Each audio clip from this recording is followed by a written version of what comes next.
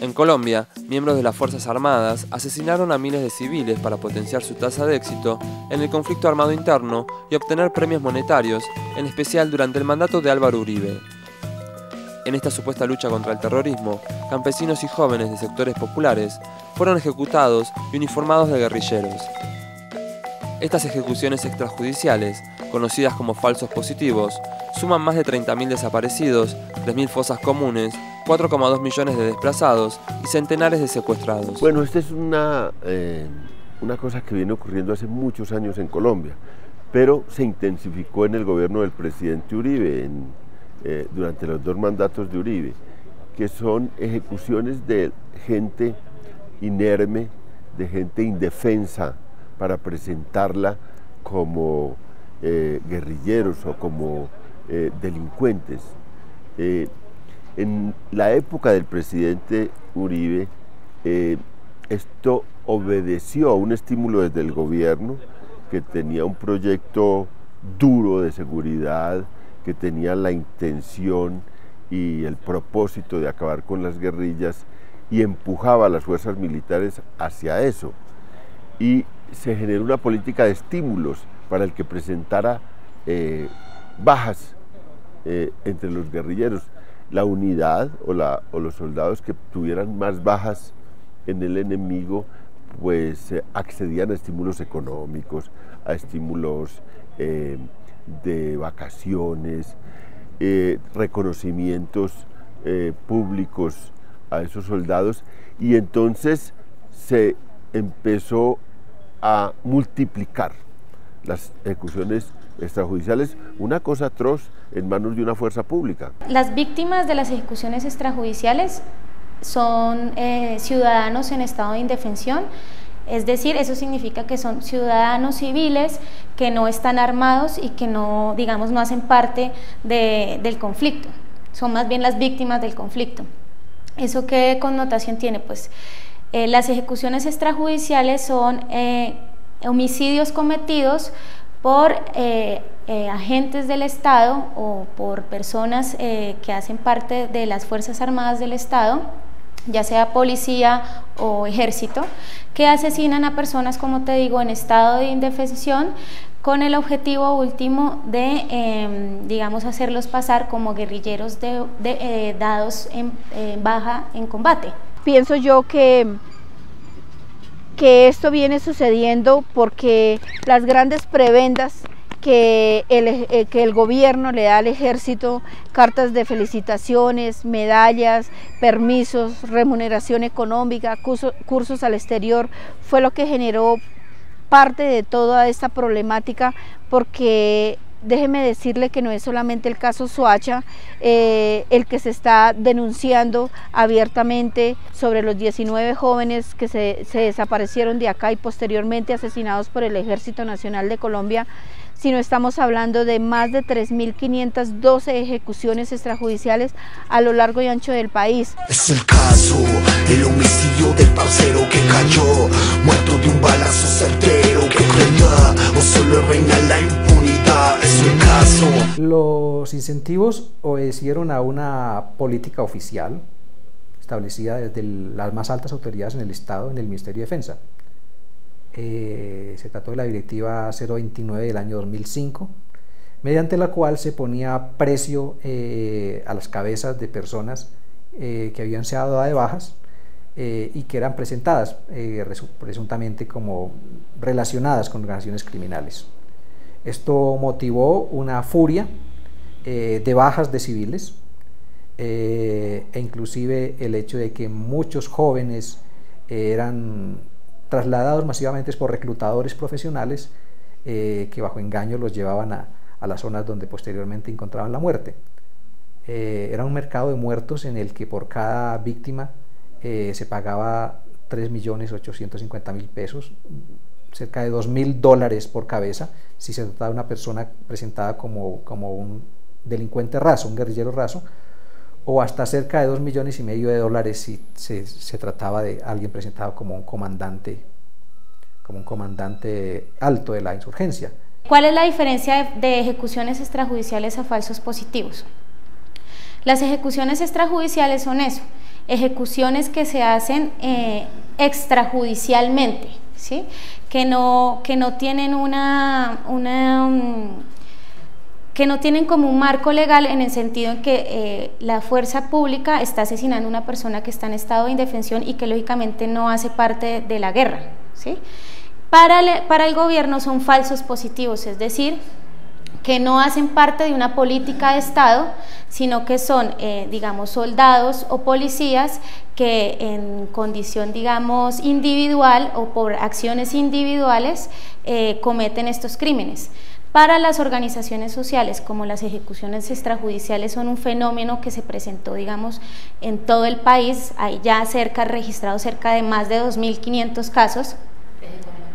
Desde el 2007 se empezaron a hacer las primeras investigaciones, hay más de 2.000 casos investigados, es una orientación del Estado y es una política del Estado, por eso no son falsos positivos, sino ejecuciones extrajudiciales o crímenes de Estado y crímenes de lesa humanidad.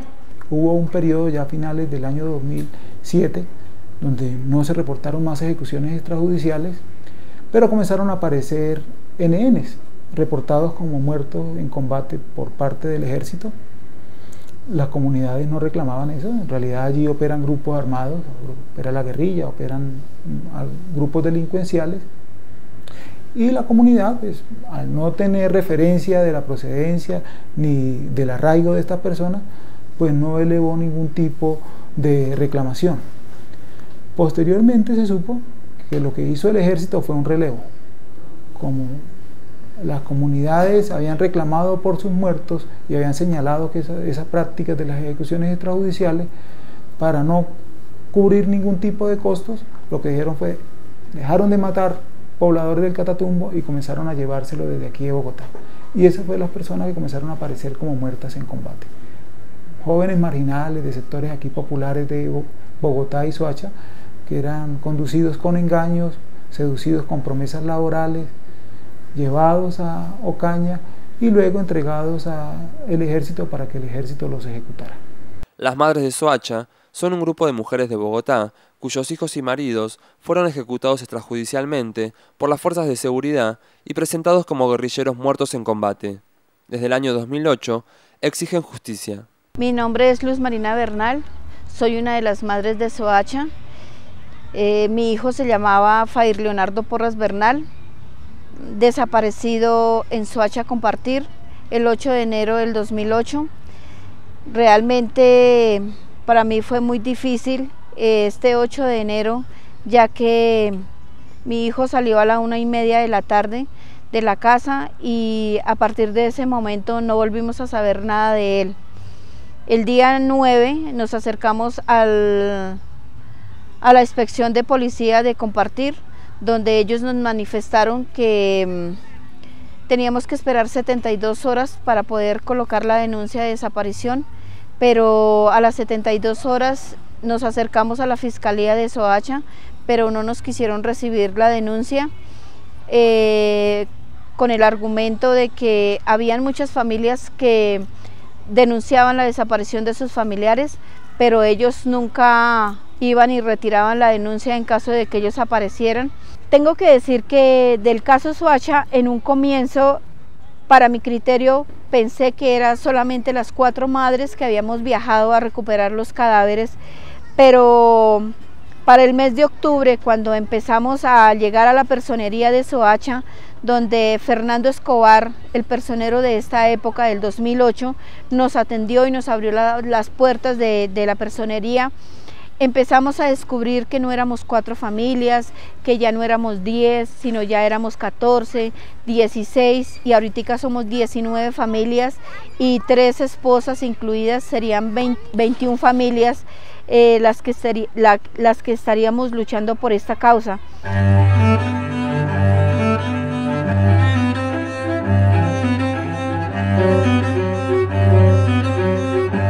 No se comprometen porque en el momento que lo hagan es aceptar que el ejército sí cometió estos crímenes.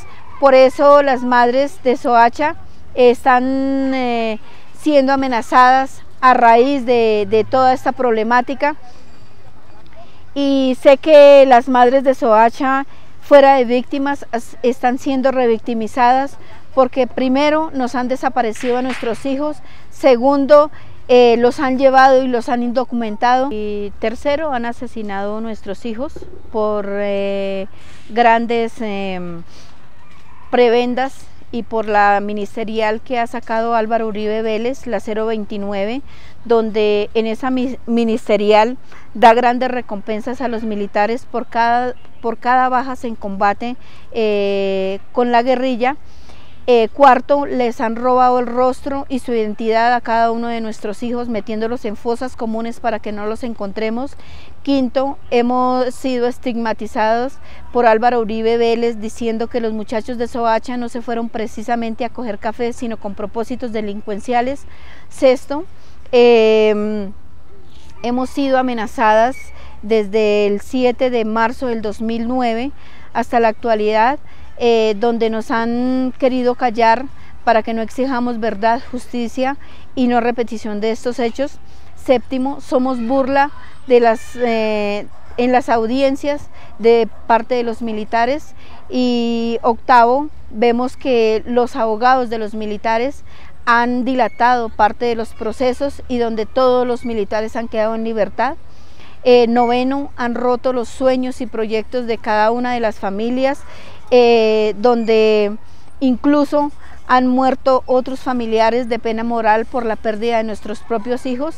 Y décimo, vemos que el Estado colombiano, el gobierno colombiano no está dispuesto a que sigamos denunciando y quieren que todos estos casos queden en la completa impunidad, y estamos hablando de más de 3.500 ejecuciones extrajudiciales.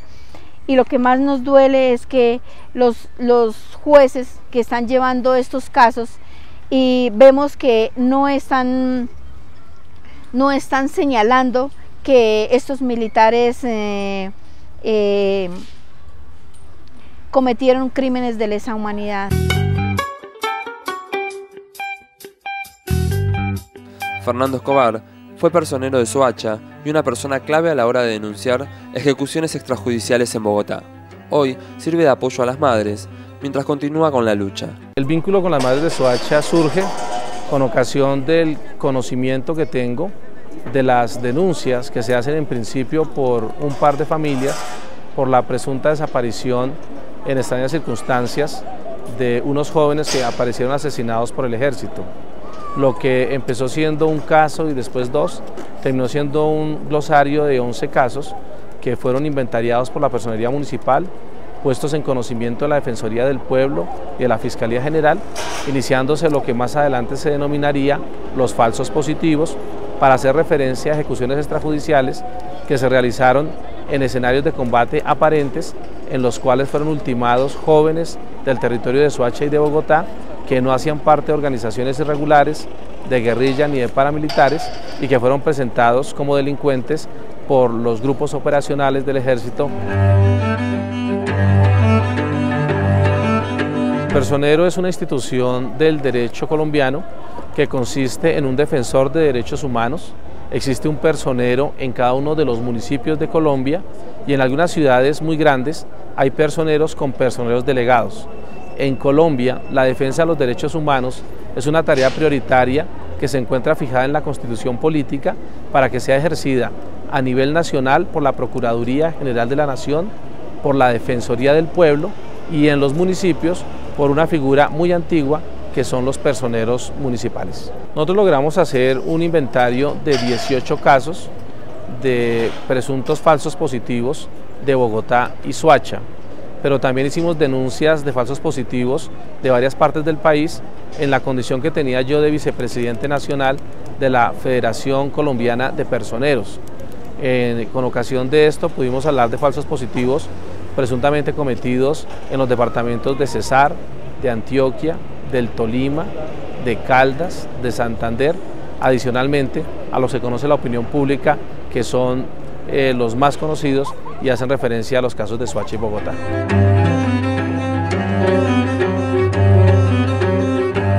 Las denuncias se recibieron en principio hacia el mes de septiembre del año 2008 y se siguieron recibiendo durante un mes y medio en la Personería Municipal de Soacha.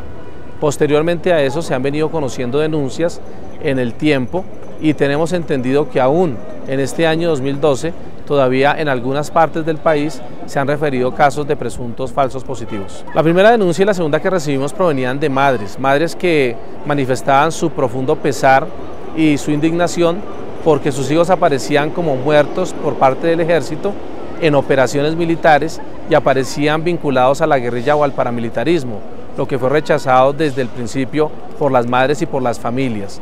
Nosotros conseguimos que en la medida que se avanzara se entendiera que efectivamente se trataba de circunstancias que podían estar escondiendo otro tipo de conducta, y lo que hemos podido advertir es que tanto la Procuraduría como la Fiscalía y recientemente jueces de la República han declarado que en algunos de estos casos se presentaron ejecuciones extrajudiciales, que los jóvenes no eran delincuentes y que deben de responder penalmente y también de manera disciplinaria las personas pertenecientes a la fuerza pública que estaban comprometidas en estas actividades.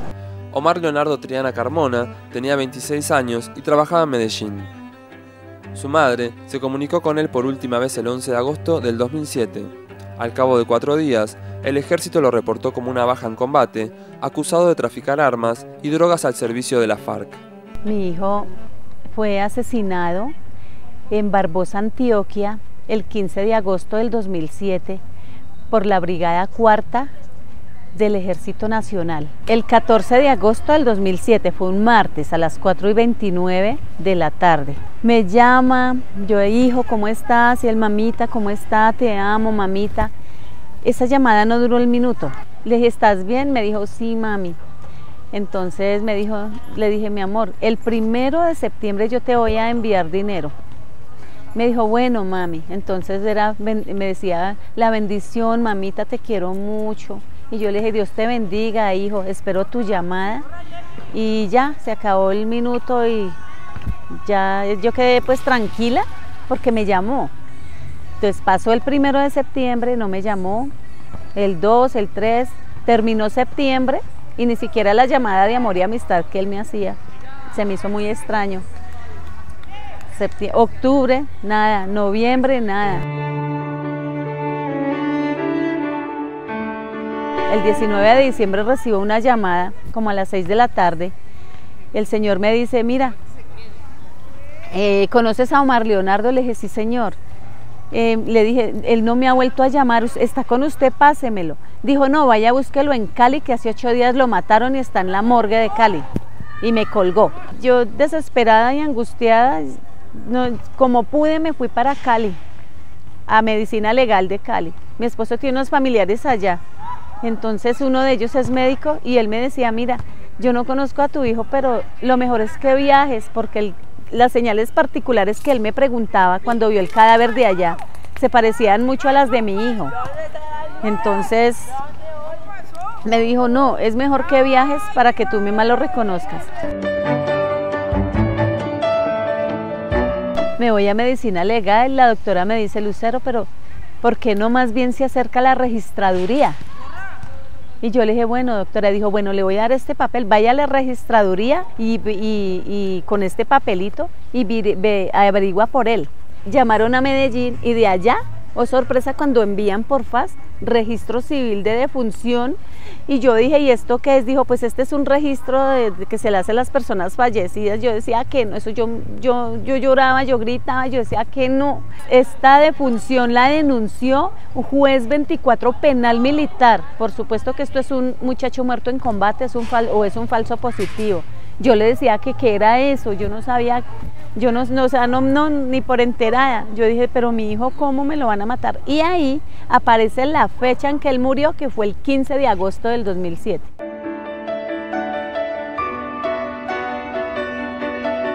Lo traje, le di cristiana sepultura el 12 de noviembre del 2011, hace un año ya. Y otra cosa que es que esto está en la impunidad porque el proceso todavía sigue en la justicia penal militar, que a ellos no les conviene, es muy difícil entregar el proceso sabiendo que en este momento están hablando del tal fuero militar, para que todo esto se quede en la impunidad, para que la misma justicia penal militar juzgue a sus mismos secuaces, a su misma gente. En 2012, la Corte Penal Internacional reconoció que existe fundamento suficiente para creer que las ejecuciones extrajudiciales se cometieron conforme a una política del Estado. La región del Catatumbo queda ubicada en el departamento del norte de Santander, es una zona marginal, limítrofe con Venezuela, y allí, durante el periodo en el que las ejecuciones extrajudiciales aplicaron como una política de Estado, se presentaron varios casos de ejecuciones extrajudiciales, todas con un patrón común. La tropa ubicaba a campesinos que deambularan en solitario por esa zona, los ejecutaba y los presentaba como guerrilleros, y tenían la pretensión de que esa versión oficial fuese aceptada sin ningún tipo de reacción por parte de las comunidades. Pero eso no aconteció. A pesar de la marginalidad y la pobreza, esas comunidades son comunidades organizadas. Y cuando se presentaron esos hechos, hubo reclamos muy airados, hubo movilizaciones y se denunció la sistematicidad ya de esa práctica en los años 2006, 2007 y parte del 2008. Inicialmente hubo mucha incredulidad, inclusive acusaciones a los familiares y a los abogados y a nosotros mismos, porque en medio del fervor y el entusiasmo que estaba despertando la política de seguridad democrática del presidente Uribe Vélez, se creía que la información que presentaban los medios de los grandes éxitos y en las grandes operaciones militares no podía ser cierto que se estuvieran presentando este tipo de bajas ficticias. Entonces, inicialmente hubo una gran estigmatización, el señalamiento de que tanto los familiares como los abogados y organizaciones que denunciábamos era haciendo un favor a la insurgencia, haciendo un favor a la guerrilla, para tratar de enlodar la imagen positiva que las Fuerzas Armadas tenían en ese momento. Bueno, inicialmente se denunció una práctica sistemática, era una política oficial porque se estaba dando en todo el país. Eran escasas las regiones donde no se denunciaba la Comisión de Ejecuciones Extrajudiciales. ¿Cuál fue la reacción institucional de Uribe y de quien hoy es presidente y en ese entonces era ministro de Defensa? Negar que esos hechos estuvieran ocurriendo y presentarlos como una difamación tan masiva contra el prestigio de las fuerzas militares, donde se encubrían intereses de grupos armados. Esa fue la reacción inicial que hubo tanto el presidente, el ministro de Defensa, como los altos mandos militares. Posteriormente, ya ante la evidencia que era abrumadora y ante el respaldo que se logró conseguir en varios sectores de opinión, el Estado varió su discurso y dijo que pretendía investigarlos, judicializarlos. Y han sumado declaraciones de todos los estamentos gubernamentales y estatales en la necesidad de combatir esa práctica y de esclarecerlo judicialmente. Pero los militares tienen mucho poder y los márgenes de impunidad aquí son impresionantes y aberrantes además. Entonces las investigaciones, pese a los esfuerzos que han hecho las víctimas han persistido, han perseverado, han impulsado esos procesos de una y otra forma, del acompañamiento que han tenido de la comunidad de derechos humanos, los resultados son menores. Los procesos permanecen quietos, hay un inmovilismo en la inmensa mayoría. Nosotros tenemos reportados alrededor de 4.230 casos desde el año 1994, pero con una intensificación del número de víctimas a partir del año 2002. Entre el año 2002 y 2010 reportamos 3.512 víctimas.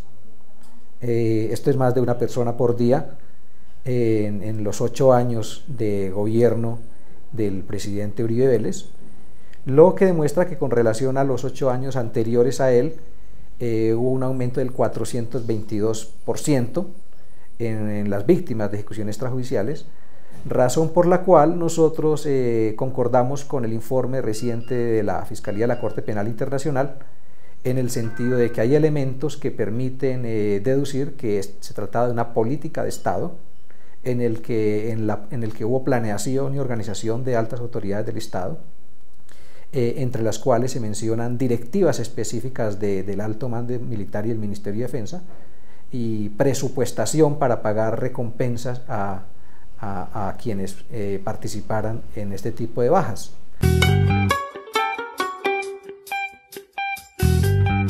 La guerra se mide en litros de sangre. Se estima que entre el 2002 y 2008 hubo más de 557 ejecuciones extrajudiciales de civiles al año, siendo Arauca, una zona rural, la más vulnerable y afectada. Efectivamente, el perfil de las víctimas, dentro de lo que hemos venido adelantando en el trabajo que se ha hecho también con la Mesa sobre Ejecuciones Extrajudiciales, es que las víctimas son personas humildes, de sectores poblacionales rurales o de zonas urbanas, pero a veces marginales, jóvenes, pero también hombres adultos campesinos, fundamentalmente. Nosotros representamos casos, la mayoría, por no decir que todos, en donde las víctimas son humildes campesinos, trabajadores del campo, que generalmente vivían con su familia o solos y que vivían en zonas apartadas de los cascos urbanos, lo que eso facilitaba mucho más la comisión de estos crímenes y que seguramente se quedaron en la impunidad. La mejor manera que ha logrado, digamos, el campesino de acceder a la comunicación es la organización. ¿Sí? Entonces, al organizarse la comunidad, a ser parte de una organización política, digamos, de base, construida por ellos mismos, se hacen las denuncias, se establecen, ¿cierto?, esos mecanismos de prevención también de esos crímenes. Entonces, ¿qué pasa? Los campesinos, claro, la fuerza pública está ahí en las zonas rurales, ¿cierto?, se va a las zonas rurales, ve a un campesino en estado de indefensión, lo asesina, nadie lo está viendo porque son lugares, como te digo, de muy difícil acceso, le pone el camuflado y hacen toda un montaje con toda la tranquilidad del mundo, porque no hay nadie, no hay fuerza, no hay ninguna entidad del Estado, no hay fiscalía, no hay policía, no hay defensoría del pueblo.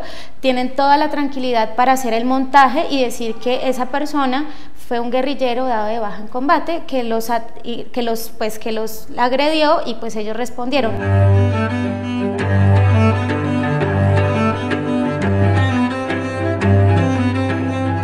Una característica fundamental, la mayoría de ellos que hacían parte de procesos organizativos de base, por ejemplo, hacían parte de la Junta de Acción Comunal, de una asociación campesina, de un comité de derechos humanos, que eso es bien fundamental tenerlo en cuenta, porque ese es como el perfil de las víctimas que hemos podido identificar, caracterizar en los casos que nosotros hemos representado. En las regiones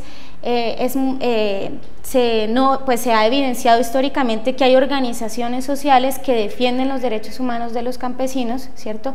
Y esas mismas organizaciones son estigmatizadas. Y en las regiones el ejército busca y empieza a preguntar quiénes son los líderes de las comunidades. ¿Quién es el líder de Junta de Acción Comunal? ¿Quién es el líder de esa organización campesina? Y entonces a esas personas con información, digamos, porque presionan incluso a la gente para que le den información, a veces presionan a la gente, ¿dónde está la guerrilla? ¿Dónde está la guerrilla? ¿Ustedes saben dónde está la guerrilla? Y los campesinos les dicen, es que nosotros no sabemos dónde está la guerrilla. Los que tienen que saber son ustedes. Entonces empiezan a presionar, a buscar información, a hacer inteligencia, y ahí en las mismas regiones, y a identificar quiénes son los líderes sociales de las comunidades, y esas personas esperan a que estén solas, esperan en el momento indicado y las asesinan, y ahí es donde vienen las ejecuciones extrajudiciales con una connotación absolutamente política y de estigmatización, y digamos de querer hacer un genocidio político a las comunidades campesinas organizadas. Nosotros no representamos a las madres de Soacha, de los casos que ocurrieron en el 2008 en el municipio de Soacha, que es un municipio muy cercano a la ciudad de Bogotá, que quizás fue el caso más sonado, sí, por lo emblemático, bueno, por las circunstancias en que ocurrió, pero sí representamos judicialmente a víctimas, a familiares de víctimas de casos de ejecuciones extrajudiciales, generalmente de zonas rurales.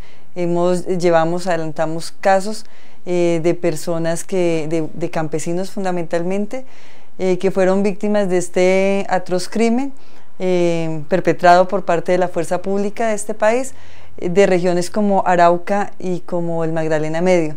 Arauca es uno de los departamentos con más casos de ejecuciones extrajudiciales ocurridas entre el 2007 y el 2010. No quiere decir que antes no se hubieran dado también, pero ese fue un periodo en que se exacerbó esa práctica de las ejecuciones como una práctica para que el ejército pudiera mostrar resultados y así obtener los militares ascensos, licencias, permisos. María Doris Tejada, madre de Oscar Alexander Morales Tejada, y Luz Adriana Perdomo, viuda de Daniel Alexander Martínez y prima de Diego Armando Marín, forman parte de las madres de Soacha. Una de ellas aún no ha recibido el cuerpo de su hijo. Mi hijo estaba trabajando en la pavimentada. Él se fue a vender una mercancía que con esa plata que ganó en la pavimentada se compró unos jeans, unas camisetas y algunos accesorios y se fue para Cúcuta, donde vive el hermano. Él se fue en noviembre del 2007. Se fue, constantemente nos estuvo llamando. A mí personalmente me llamaba cada semana. Esperamos así varios días hasta que él volviera a llamarnos de nuevo, pero pasó varios días sin ninguna respuesta. Bregué mucho, golpeé muchas puertas, pero no fue posible, pues como se encontraba también como NN, entonces pues difícil. Mi nombre es Luz Adriana Perdomo. Soy víctima de 2 falsos positivos en los que perdí a mi compañero Daniel Alexander Martínez y mi primo Diego Armando Marín. Ellos se desaparecieron. ¿De dónde sos? Yo soy de Ibagué. Ellos se desaparecieron el 6 de febrero del 2008.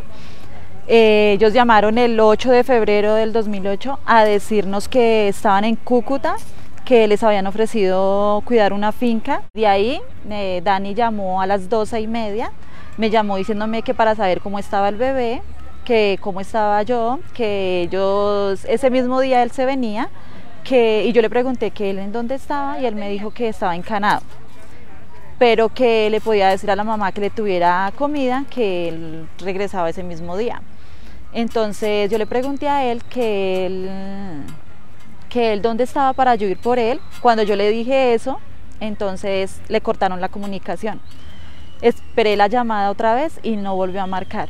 Como a media hora llamó mi primo, donde habló con mi mami y le dijo que él estaba con unas nenitas. Nosotros le preguntamos que si él estaba con Dani y él me dijo que no, que él estaba solo, pero que le dijera a la mamá lo mismo, que le guardara comida, que él ese mismo día llegaba. Entonces mi mami le dijo que él por qué nos hacía eso y que por qué le hacía eso a la mamá, que ella estaba preocupada, que nos dijera dónde se encontraba. También le cortaron la comunicación y no volvimos a saber nada de ellos. Mi hija en el 2010, tantos ruegos, ella fue y puso la denuncia en la Fiscalía de Fusa. Llevó los papeles de él y sin ninguna colaboración, porque cada vez que íbamos No lo hemos encontrado, no se sabe nada. Entonces, en el 2011, el 13 de junio, me dio algo me dio de ir a la fiscalía. De ahí, cuando supe que mi hijo estaba en Copey Cesar por la fiscalía, en Fusa duré un mes, no más. Me di ese tiempo a ver qué lograba. Golpeé puertas en la fiscalía, en la personería, en la defensoría, a ver con qué me orientaban. Después de eso nosotros nos dirigimos a la morgue, a los hospitales, a las cárceles, donde no los encontramos ni nada. Entonces optamos por ir a la Fiscalía de Soacha a dar la denuncia, y donde nos dijeron que no podíamos, que porque si nosotros no sabíamos que él estuviera con algunas nenitas o en alguna fiesta. Nos dirigimos a la Fiscalía de Bogotá, donde nos dijeron que como ellos no eran de allá, no nos podían recibir la denuncia. Entonces optamos como por esperar a que ellos regresaran. Entonces después ya empezamos a ver en las noticias los casos que habían muchachos NNs en fosas comunes. Entonces volvimos y nos dirigimos a la Fiscalía de Soacha, en donde ya nos recibieron las denuncias que porque habían muchos desaparecidos. Un señor me lo encontré, no me conocía, yo no lo conocía, me dijo, ¿por qué no se une a las madres de Soacha? Dije, sí, mire que de pronto sí. Al otro día, efectivo, conseguí para el pasaje y me vine efectivamente a Soacha. En Soacha pregunté por la personería y ahí me recibieron muy bien, el personero. En ese entonces estaba ya saliendo el doctor Fernando Escobar y la doctora Aura.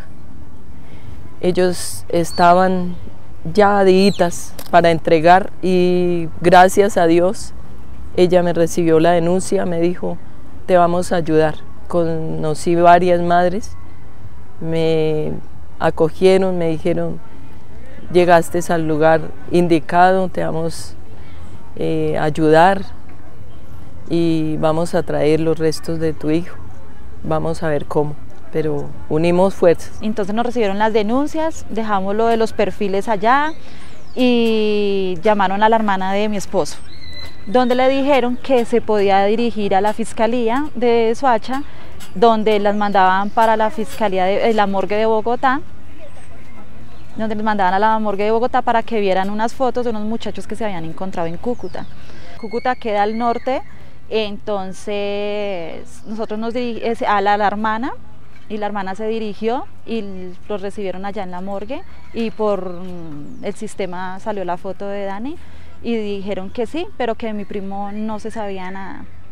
Entonces mi tía pues esperó la llamada, después la llamaron a ella y le dijeron que sí, que fuera hasta la morgue, que allá también estaba la foto de él. Fueron hasta allá y sí estaban los dos. Cuando ellos lo sacaron, ellos estaban uniformados, tenían las botas militares pero sin pisada ni nada, sino nuevas. De ahí a ellos no les hicieron el levantamiento personas de la morgue ni nada, sino el mismo ejército los movió del sitio donde a ellos los mataron. Nosotros hemos ido a la Fiscalía, en donde nos dicen que, o sea, que todo ya está, ya hay reclutadores y ya hay sargentos y soldados, pero que nosotros tenemos que esperar, que porque es falta de tiempo, que porque ellos tienen que primero condenar a los que ya están, y que ya cuando haya tiempo y haya fiscales, entonces ahí sí hay audiencia de imputación para nosotros. Fair, el hijo de Luz Porras Bernal, sufría una discapacidad mental, era zurdo y analfabeto, cuando desapareció de su casa el 8 de enero del 2008. 4 días más tarde, fue asesinado por un miembro del Ejército Nacional en el departamento de Santander y reportado como guerrillero muerto en batalla con un arma en su mano derecha. Realmente mi hijo Fair Leonardo Porras Bernal, él era un chico de 26 años, preeducación especial, no sabía leer ni tampoco sabía escribir, no identificaba el valor del dinero. Realmente en las fotos que se miran de él se ve una persona que no tuviese ningún problema. El problema de mi hijo no fue un problema genético. Después de 8 largos meses de búsqueda, donde no encontramos a mi hijo ni en clínicas, ni en hospitales, ni casas de albergue, ni entre los habitantes de calle, ni nada. Entonces yo acudía a medicina legal cada 8 días y el 16 de septiembre del 2008 me llamó la doctora Diana Ramírez y ella me dijo que si podía acercarme a medicina legal. Allí en medicina legal me mostraron la lista de 30 muchachos y la doctora me dijo, busque a ver cuántas personas identifica de ahí. Yo le dije que solamente la foto de mi hijo. Yo le pregunté que dónde se encontraba, me dijo que en Ocaña Norte de Santander. Yo le dije que dónde quedaba esto, me dijo que a la salida para la costa. Entonces yo le pregunté cómo hago para recuperar el cadáver de mi hijo. Ella me dijo que tenía que esperar, que reunir unas 4 o 5 familias más, ya que la rama jurídica se encontraba en paro, fiscalía, jueces, abogados, todos estaban en paro. Y viajamos ese mismo día, 23 de septiembre, viajamos a Ocaña Norte de Santander y yo fui una de las primeras que llegó a Ocaña, a la fiscalía. Entonces los fiscales me hacen seguir y me dicen, bueno, ¿usted a qué viene? Yo le dije, vengo a recuperar el cadáver de mi hijo. Y me dijo, ¿y el nombre de su hijo cómo es? Yo les dije, Fair Leonardo Porras Bernal. Lo primero que me dicen, ¿usted es la madre del jefe de la organización narcoterrorista? Le dije, ¿cómo? Pues a mí me dolió mucho porque en la condición que vivía mi hijo no podría llegar a ser el jefe de una organización narcoterrorista. Así es que saqué su historia clínica, saqué una constancia de un especialista que él tenía una discapacidad del 53%. De ahí entonces nos tuvieron desde las 9 de la mañana hasta las 5 de la tarde en una entrevista. Me dijo, señora, de todas maneras, su hijo está sindicado de pertenecer a un grupo a margen de la ley. Yo les dije a ellos que yo me oponía totalmente a que esto se fuera señalado de esta forma, ya que yo les dije, mi hijo no sabe leer, no sabe escribir, no identifica el valor del dinero. ¿Usted cree que una persona en estas condiciones puede ser el líder puede liderar un grupo a margen de la ley? Yo creo que no.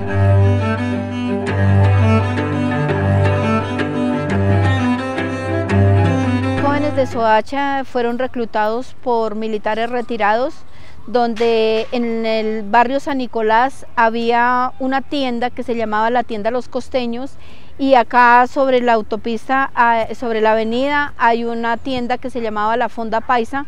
Eran los 2 puntos estratégicos para convencer a los jóvenes. Ellos miraban el perfil de cada uno de ellos.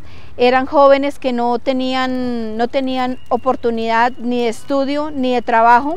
Entonces ellos los convencían, el ejército llamaba y según como los pedían, si día 1 o día 2 o día 3, era de la forma en que se los llevaban.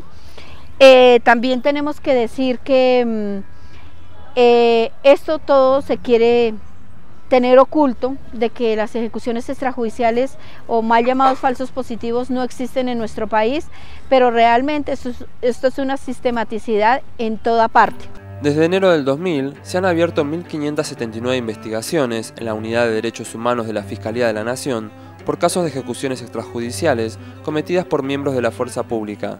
De estas, tan solo 16 casos, el 1%, tienen sentencia.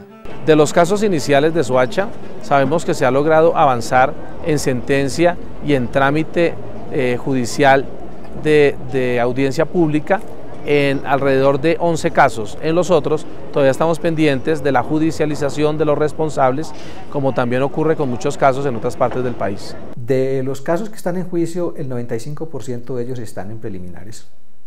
En menos de un 5% de los casos ha habido sentencias. y en los escasos casos en que ha habido sentencias, los máximos responsables nunca fueron vinculados a la investigación. En parte porque no hay voluntad del aparato judicial para judicializar a los máximos responsables, para investigar a los máximos responsables, porque los hechos se investigan aisladamente uno de otro, como si hubiera sido voluntad de los soldados que participaron en el hecho, porque no se investigan como crímenes de sistema, porque no se trata de ahondar en la responsabilidad de la cadena de mando, y tal vez porque hay un temor en el propio aparato judicial por ascender en la cadena de mando para dar con los responsables que en la fuerza pública fueron los encargados de orquestar, de organizar e instrumentalizar esta política. La mayoría de casos actualmente se ha logrado que al menos sean conocidos por la justicia ordinaria, pero hay todavía un volumen importante de casos que permanecen en la jurisdicción penal militar. Y pues existe la pretensión esta de reformar la Constitución para lograr que todos estos casos sean cobijados por la jurisdicción castrense, y en la jurisdicción castrense sí no hay posibilidad ninguna de que haya esclarecimiento. Se actúan como encubridores, amparados en el espíritu de cuerpo.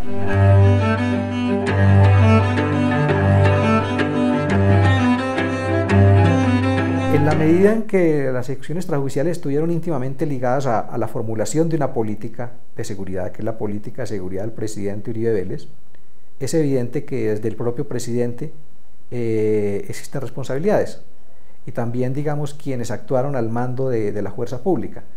Pero nosotros en las investigaciones que hemos hecho hemos podido detectar que hay una serie de altos mandos, unos por lo menos 11 generales que aparecen reiterativamente al mando de unidades donde se presenta el mayor número de ejecuciones extrajudiciales. Pero lo más grave es que estos mandos que presentan el mayor número de casos bajo su jurisdicción fueron precisamente los que fueron ascendidos y promovidos para ocupar los más altos cargos en el mando de las divisiones militares y del mando del Comando General de las Fuerzas Militares y el Ejército Nacional. Ahora dicen que retiran estos, ante la presión internacional, retiran las ejecuciones extrajudiciales de los tribunales militares y los dejan en la justicia ordinaria. Esto se hace por la presión y esto va a quedar en la Constitución, pero la gente duda de eso, porque de todas maneras el tribunal va a ser un tribunal que va a definir las competencias, es un tribunal mixto entre militares y civiles, y esa es el que le toca decir si este acto corresponde a una ejecución extrajudicial o no corresponde a una ejecución extrajudicial. Y bueno, hay todas las argucias jurídicas para decir este es un acto del conflicto y calificarlo de modo distinto y dejarlo en la justicia penal militar.